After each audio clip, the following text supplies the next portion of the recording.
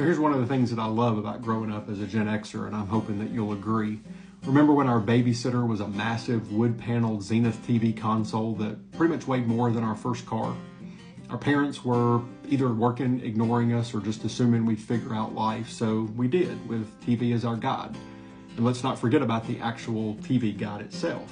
That little digest was our roadmap to navigate the vast wasteland of channels, 3 in most cases, ensuring we didn't miss our favorite shows. And we all know you couldn't afford to do that because we lived in a world where missing an episode meant you missed an episode.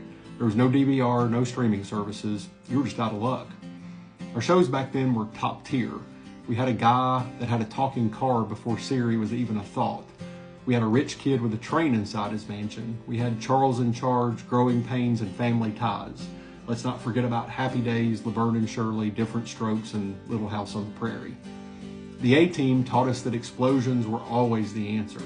Nobody ever died, but cars flipped like pancakes and we loved it. MacGyver, well, he made us believe that we could defuse a bomb with a paperclip and some gum.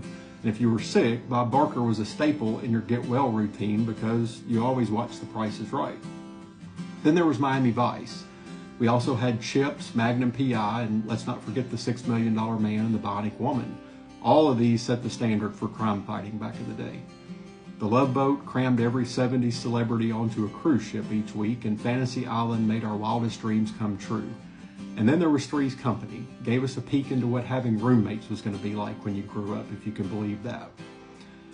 For genuine nightmare fuel, we had Unsolved Mysteries. It made existing feel dangerous. Someone just like you vanished without a trace, so sleep tight.